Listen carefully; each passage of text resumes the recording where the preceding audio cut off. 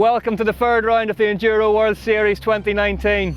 Madeira is back.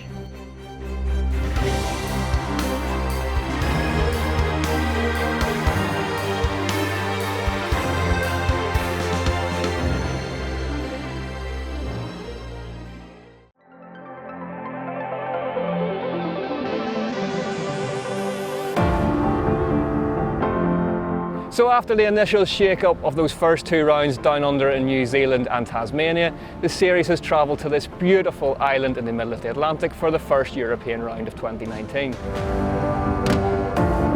And after those two initial tests then, it is Isabel Corderia and Martin Mays who've emerged from them the strongest. They came under some real pressure, but both of them came out of round 1 and 2 with a pair of wins apiece. Can either of them make it a hat-trick of wins at the opening 3 rounds of the year? There's only one way to find out. Here's stage 1. The 3 kilometre long and extremely dusty first stage of the weekend started on the edge of a popular golf course and so was aptly named Hole in One.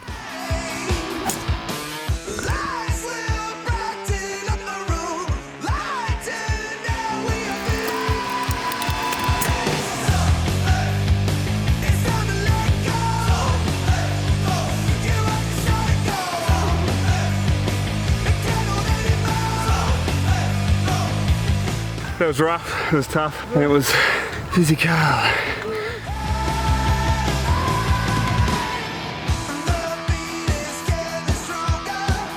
Holes all the way down.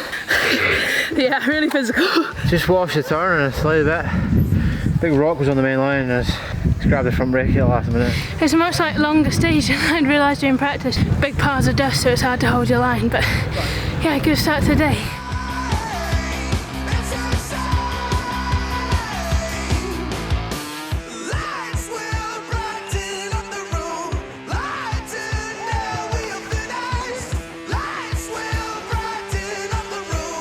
I crashed on practice and my body is a bit in shock now. I try to keep on pushing and just do my best for today.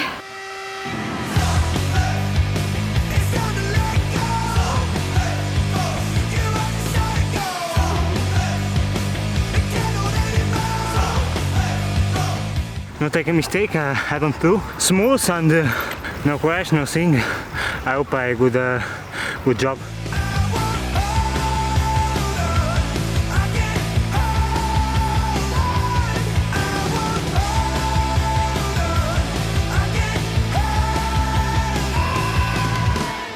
Not much flow into the trail and I kept it smooth and didn't want to risk anything for the first stage. The extremely blown out conditions made for tough going, but Mr 2019 Martin Mays made the most sense of them to open his Madeiran account with a win. The reigning champ Sam Hill was second and the Portuguese champ Jose Borges was third.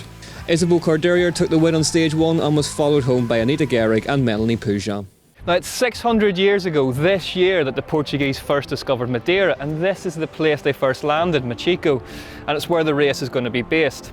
Madeira presents a unique set of circumstances. The trails are very, very long and the weather conditions are extremely changeable, which can present one of the toughest tests of the year for the racers.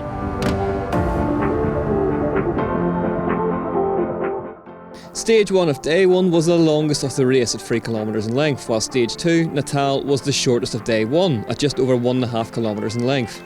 The final test, Machico, dropped the riders back down to the race village, completing the 25 kilometre day. And here are those all-important title standings.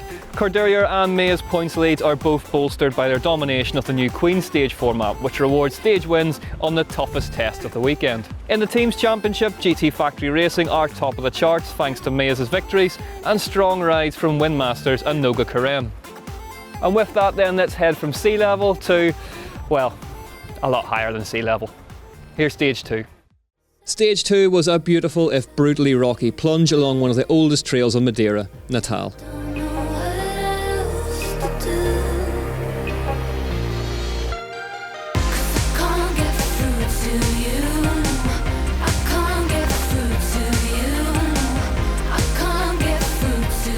After the first one, which was just struggle street, these two are pretty good because you can kind of open it up. Racing's so stressful now because it's just fast and now that stage is insane.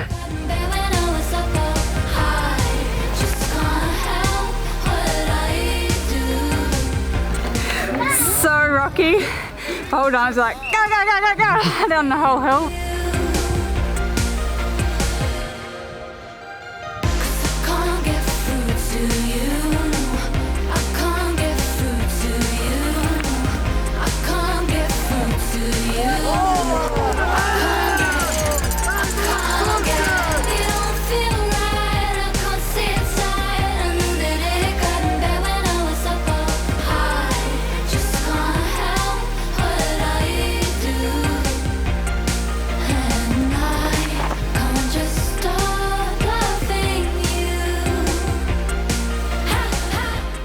The title leaders struck again. Corderia and Mays were tightening their early grip on the race.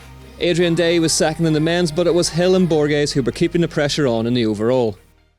The final stage of day one was just under 2 kilometres in length, perhaps unsurprisingly called Machiko, given that it finished as it did in the town of the same name.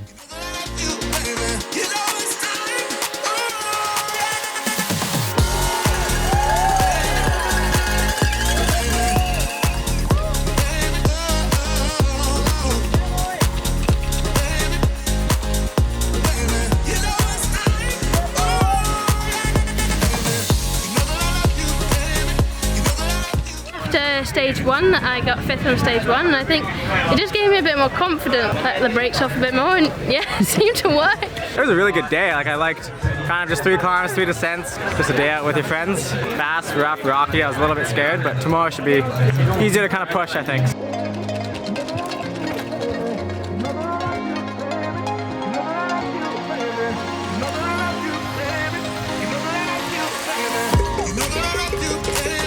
It was a really good day. Like it seems short on the paper because we only rode for like about 4 hours, but still it was like quite a lot of tough uphill. So I think we're gonna be a bit sore tomorrow, and it's still like a massive day of racing. I just hit the trees on my bad elbow, so I feel not good.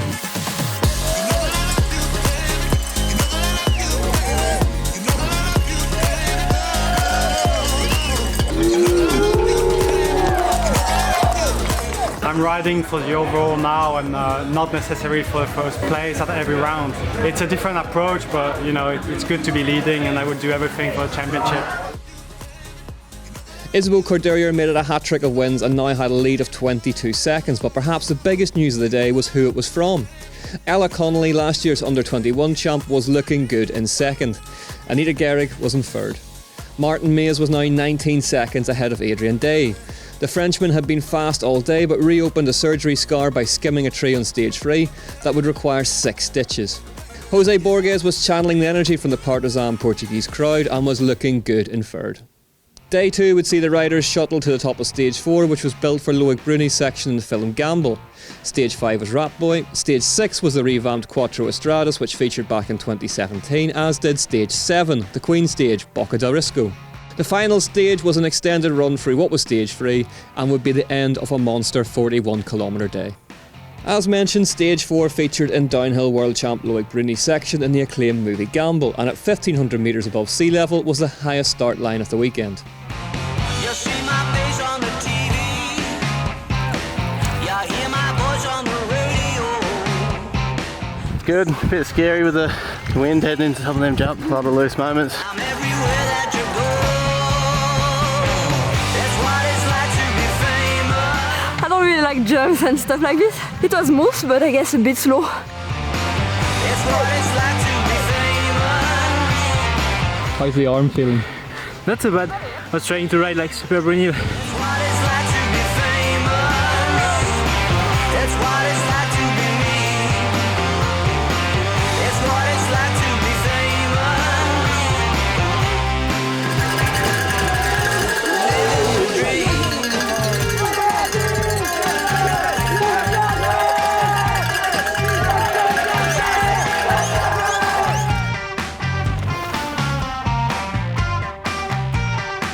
You see my face on the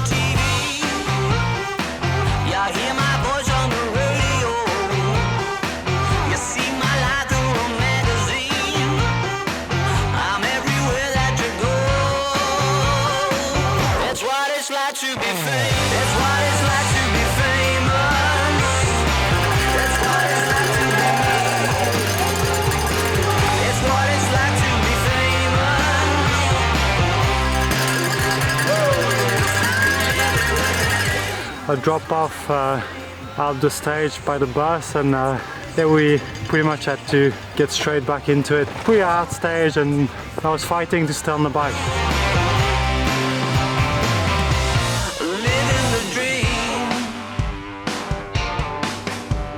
Martin Mays cashed out a win on gamble ahead of Eddie Masters, but the overall held firm. Day and Borges remained in hot pursuit. Noga Karem won stage 4. Her big breakthrough came at this round in 2017, and she was hoping to finish the day higher than her overnight 10th place. Ella Connolly came second to keep the pressure on Cordurier. Stage 5 brought with it another celebrity endorsement, this time from Josh Bryceland. At just under a kilometre in length, it was the shortest stage of the race.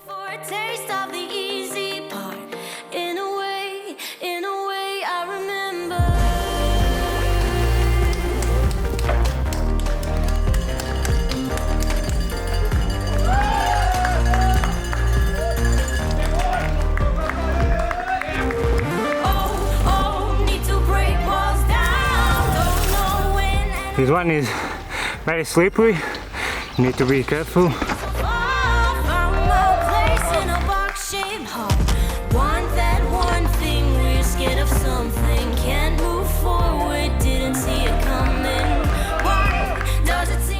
I just had a small crash. I'm like pretty pissed off to lose some second on this one since it's just like a short one.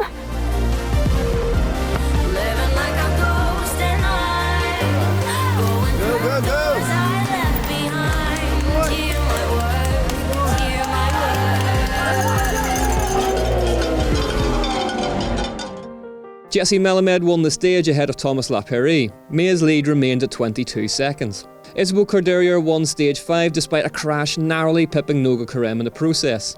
The Israeli rider was now on a roll and was up to 4th in the overall.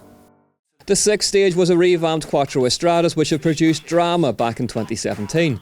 The big question was, what would its 2.34 kilometres have in store in 2019?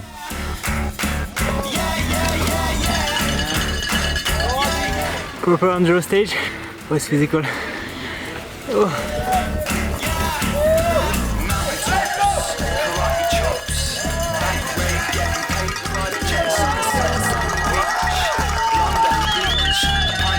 Not even easier than the short ones really. Trying to win all these stages, but it's not working out so far, so have another crack at the Queen stage, it'd be a nice one to win.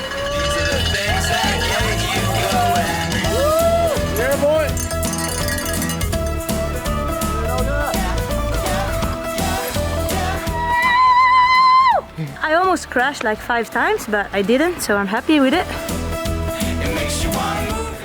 I think it's tough. I'm getting like really tired. I guess like it's a long race and like you definitely feel it. I'm gonna try to hold on stage 7 and 8 and just like look forward to finish the day.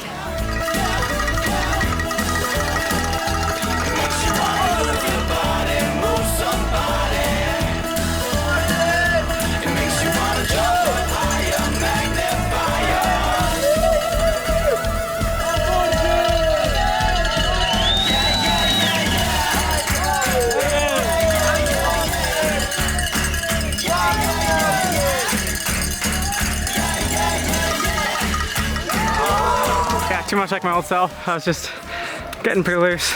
It was heartache for you here in 2017 this stage. Is there anything that ever play in your mind? I finished this and I was like, oh yeah, that was the one I exploded on. So I'm happy to be here in one piece. The bike's okay, so that's good.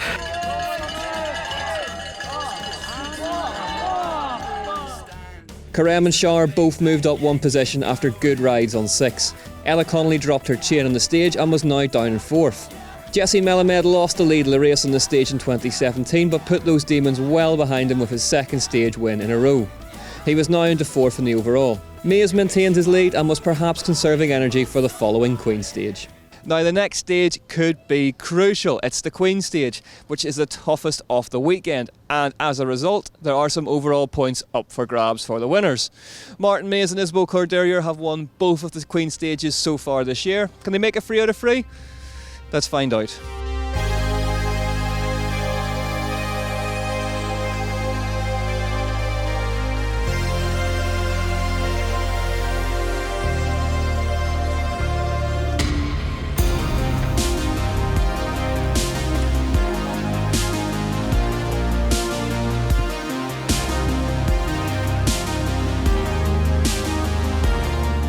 Yeah, like I always say, you never really know how you're going, and then when you're going good, it seems to be right. So yeah, just got to try crack on, and yeah, get a bit urban racing in this last one.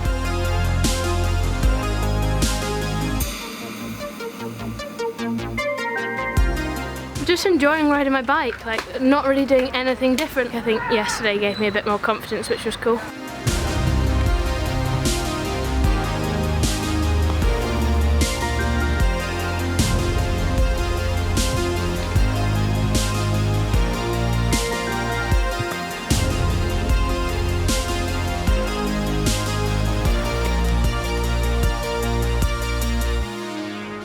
I pushed quite a bit as it was the Queen stage, you know. I was pushing a lot, but at the same time thinking about the overalls. Martin Mays had made no secret that he was targeting Boca de Risco and the Queen stage points right from the start of the weekend, and duly took the win. Jose Borges threw everything he had at it and finished second to move himself up a spot in the overall. Melamed was now in third. Isabel Cordelia won her third Queen stage of the season to keep up her maximum points haul, whilst Noga Karem and Ella Connolly each moved themselves up into podium positions. There was one more stage to run and one last roll of the dice. Machiko, the sea and the finish line lay at the end of stage 8.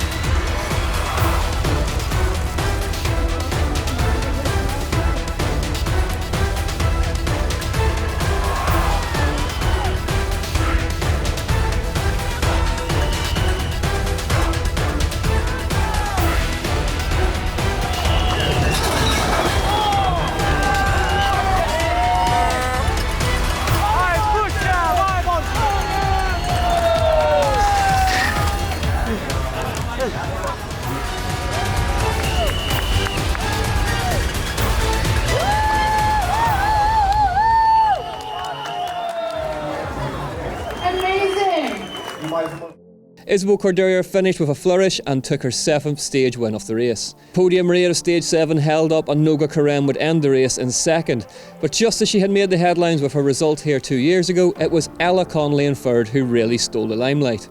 Martin Mays took no chances and finished the race off with a clinical win on the final stage. The results of Machiko XL would mirror those of the podium. Jose Borges was roared home to second, whilst Jesse Melamed walked away from the finish line crash to take third. Adrian Day may have missed out on the podium but was happy with the continuation of his return to form, and one last push moved Sam Hill up a spot and into 5th.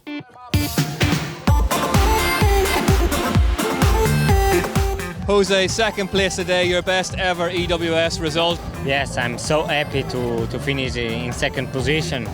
And it's my country, everyone pushed me and everyone wants the podium, and thank you everyone, thank you for the people in Portugal. Your first EWS podium, what does that mean to you?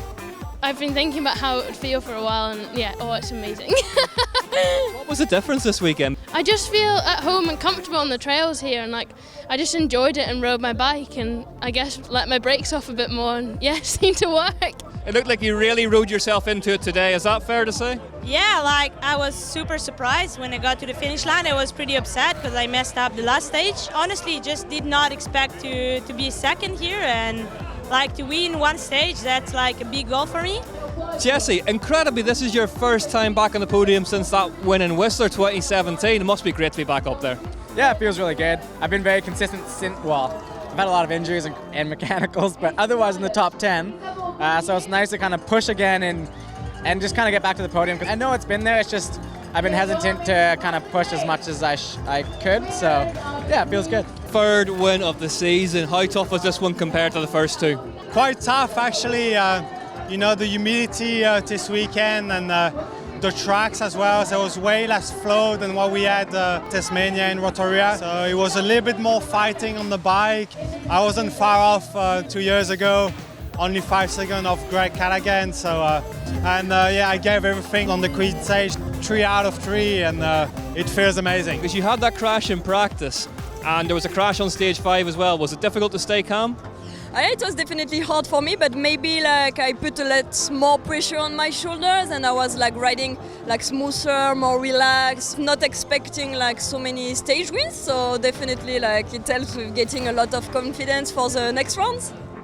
Maximum points then for Isabel Corderia and Martin Mays, and it's the 3rd time we've had to say that in 2019. Florian Nicolai ended up back in 7th in Madeira, but holds on to his 2nd spot. Keegan Wright had a big crash in practice and struggled with pain all weekend. His 3rd place in the title chase was now turned into 10th. Jesse Melamed, on the other hand, rode the wheels off of his Rocky Mountain at round 3 and is now up into 3rd in the overall as a result. Noga Karem keeps hold of her 2nd spot in the title race, whilst Morgan Shar sits in 3rd.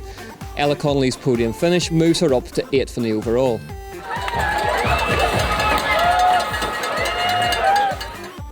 The race for the team's championship remains unchanged in terms of positions. GT Factory Racing retain their lead ahead of Rocky Mountain Raceface and Canyon Factory Racing. So there we have it then, the dust is just beginning to settle here in Machico, Madeira, but we head next to Val di Fassa, a new venue in Italy for round 4. The Corderia Maze machine rolls on. Will anybody be able to derail it? Find out then. Getting pretty loose.